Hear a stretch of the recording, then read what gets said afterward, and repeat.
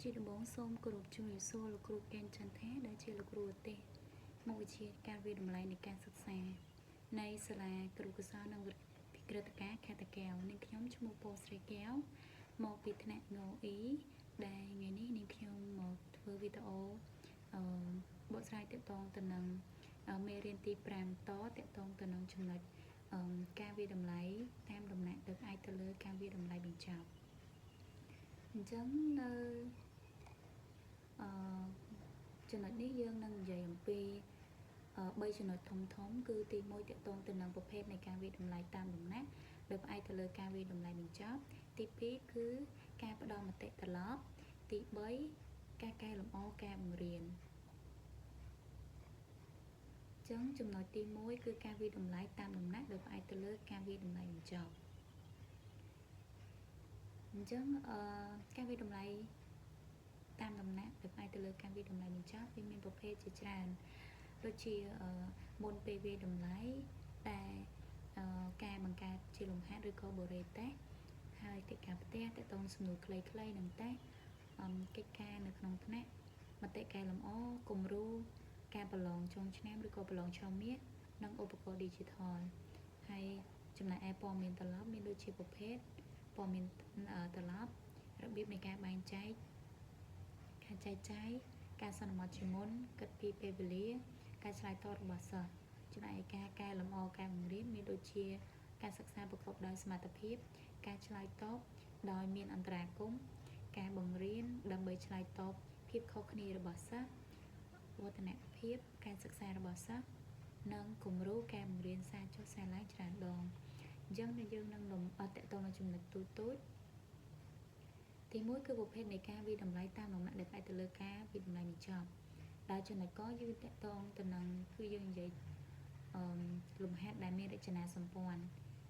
លំហាត់ដែលមានរចនាសម្ព័ន្ធហ្នឹងវាជាលំហាត់សម្រាប់សិស្សទាំងឡាយដែលធ្វើឲ្យសិស្សមិនមានការមិនមានស្មុគស្មាញពេកក៏មិនការថប់អារម្មណ៍ពេកដែរអញ្ចឹងអាចឲ្យពួកគេសរសេរអំពីអត្ថបទខ្លីៗដែលពួកគេអាចយល់ហើយបង្កើតជាល្បែង digital ឬក៏ការបត់បង្ហាញផ្ទាល់មាត់ចំណុចខគឺតកតងទៅនឹងបរិតេស្តផ្ដល់ព័ត៌មានអំពីអ្វីដែលសិស្សដឹងនិងមិនដឹងឬអ្វីដែលពួកគេអាចធ្វើបានឬមិនអាចធ្វើបានគឺកិច្ចការផ្ទះតកតងកិច្ចការផ្ទះគឺយើងផ្ដល់ឲ្យសិស្សអនុវត្តបន្ថែមចំណេះដឹងនិងជំនាញដែលបានរៀនពង្រឹងនិងពង្រីកនិងភាសាលម្អិតទៅលើការសិក្សារបស់សិស្សពិនិត្យមើលការសិក្សារបស់សិស្សជាបុគ្គលឬជាក្រុមតកតងកិច្ចការនៅក្នុងថ្នាក់ចាការងារនៅក្នុងថ្នាក់គឺនឹងសកម្មភាពផ្សេងផ្សព្វផ្សាយនិងតាមដានការអនុវត្តរបស់សិស្សព្រមទាំងផ្ដល់ព័ត៌មានត្រឡប់ជាក់លាក់និងភ្លាមជាញឹកញាប់ដោយមានជំនួយនឹងការប្រើប្រាស់បច្ចេកវិទ្យានិងឧបករណ៍ digital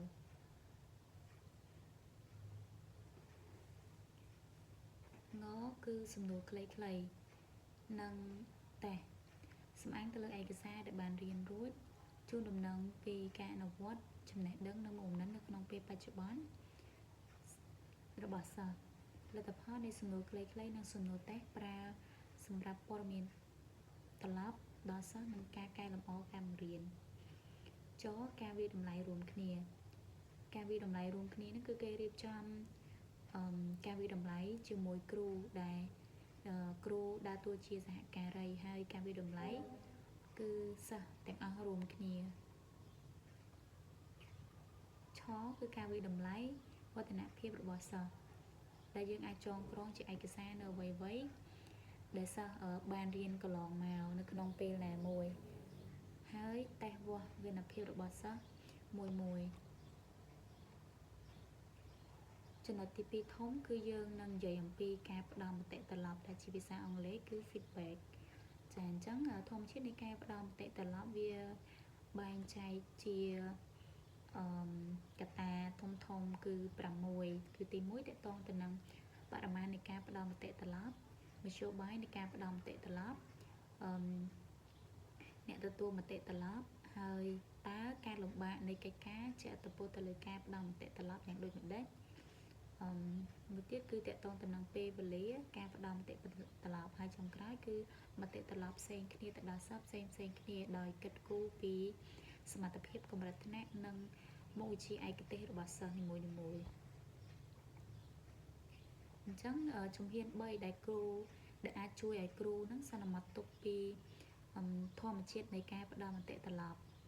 គឺជំហានទី1គឺយល់អំពីលទ្ធផលរំពឹងទុកនៃការសិក្សាហើយដឹងពីកំហុសរបស់សិស្សដែលអាចកើតមានឡើងទី3គឺបង្កើតគំនិតនៅក្នុងការផ្ដល់ព័ត៌មានត្រឡប់ទៅកាន់សិស្សអញ្ចឹងចូលដល់ចំណុចទី3ធំគឺយើងនិយាយអំពីការកែលម្អការបង្រៀនក្រោយពីផ្ដល់មតិត្រឡប់ចាអញ្ចឹងនៅក្នុងចំណុចនេះគឺយើងត្រូវមានចំណុចខ្លះដែលត្រូវនិយាយគឺទី1គឺការសិក្សាប្រកបដោយសមត្ថភាពការឆ្លើយតបដោយមានអន្តរាគមន៍ការបង្រៀនដើម្បីឆ្លើយតបភាពខុសគ្នារបស់សិស្សវឌ្ឍនភាពការសិក្សារបស់សិស្សនិងការកែលម្អការបង្រៀនសារចុះសារឡើងច្រើនដងអញ្ចឹងយើងនឹងនិយាយទៅតងចំណុចទី1មុនគឺការសិក្សាប្រកបដោយសមត្ថភាពចា៎អញ្ចឹងការសិក្សាដែលប្រកបដោយសមត្ថភាពដែលមានគោលបំណងសំខាន់នៅក្នុងការផ្លាស់ប្ដូរគំនិតនៃការអប់រំបច្ចុប្បន្នតែបង្រៀនសិស្សទាំងតាមវិធីដូចគ្នាដោយជំនួសមកនៅការបង្រៀនដែលឆ្លើយតបជាមួយនឹងភាពចម្រុះរបស់សិស្សដើម្បីទទួលបានជោគជ័យនៅក្នុងមុខវិជ្ជាសិក្សាណាមួយ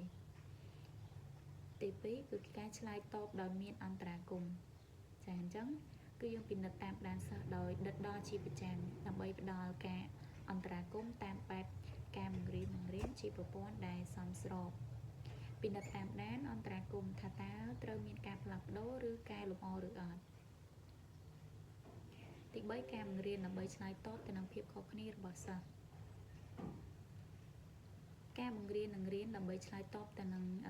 សិស្សដែលខុសរួមគ្នាមានធាតុចំនួន5គឺទី1តកតងទៅនឹងបរិស្ថានថ្នាក់រៀនកម្មវិធីសិក្សាការវាយតម្លៃការបង្រៀននិងរៀនហើយនិងទី5ចុងក្រោយគឺការគ្រប់គ្រងសិស្សនៅក្នុងថ្នាក់អញ្ចឹងវាគឺជារឿងសំខាន់ណាស់អញ្ចឹងគឺយើងដើម្បីឆ្លើយតបភាពខុសគ្នារបស់សិស្សគឺយើងតាមដានទៅលើចំណុចទាំង5ហ្នឹងទី4គឺវឌ្ឍនភាពការសិក្សារបស់សិស្សជាផែនទីនៅក្នុងកំឡុងពេលវេលាណាមួយដើម្បី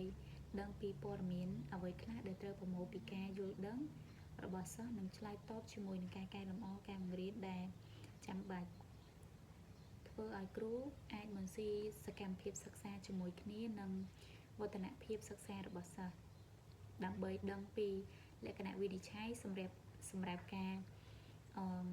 វាតម្លៃការអនុវត្តប្រកបដោយភាពជោគជ័យរបស់សិស្សនៅក្នុងជំហាននីមួយៗទី5តកតងទៅនឹងការកែលម្អការបង្រៀនសារចុះសារឡើងអញ្ចឹងនៅក្នុងនេះវាមានប្រភេទច្រើនអញ្ចឹងទី1គឺការអានបន្ថែមឧទាហរណ៍ដូចជាអានអត្ថបទបន្ថែមអំពីខ្លឹមសារនៃមុខវិជ្ជាណាមួយដែលសិស្សនៅមានចម្ងល់សិស្សនៅមានបញ្ហាជាមួយនឹងមុខវិជ្ជានោះចា៎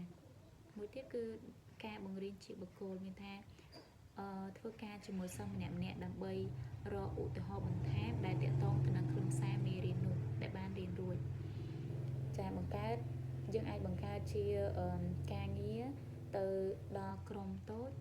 ដែលធ្វើការជាមួយសិស្ស2ឬក៏ទៅ5នាក់អាស្រ័យទៅលើគ្រូក៏បានបែងចែកចាដើម្បីដោះស្រាយបញ្ហាទាក់ទងទៅនឹងមេរៀនដែលបានរៀនរួចការងារគំរូគឺបង្ហាញអំពីរបៀបគិតតាមជំហាននីមួយៗដល់សិស្សដើម្បីដោះស្រាយបញ្ហាដែលពួកគេជួបប្រទះចាការអនុវត្តសំណួរផ្ទាល់មាត់ទៅកាន់សិស្សទាំងអស់នៅក្នុងថ្នាក់អញ្ចឹងសំណួរផ្ទាល់មាត់គឺវាសំខាន់នៅពេលដែលយើងរៀនហើយគឺយើងអាចពង្រឹងចំណេះដឹងរបស់គាត់ដោយការសួរផ្ទាល់មាត់អញ្ចឹងសំណួរដែលពាក់ព័ន្ធទៅនឹងខ្លឹមសារមេរៀនតែស្មុគស្មាញអញ្ចឹងយើងអាច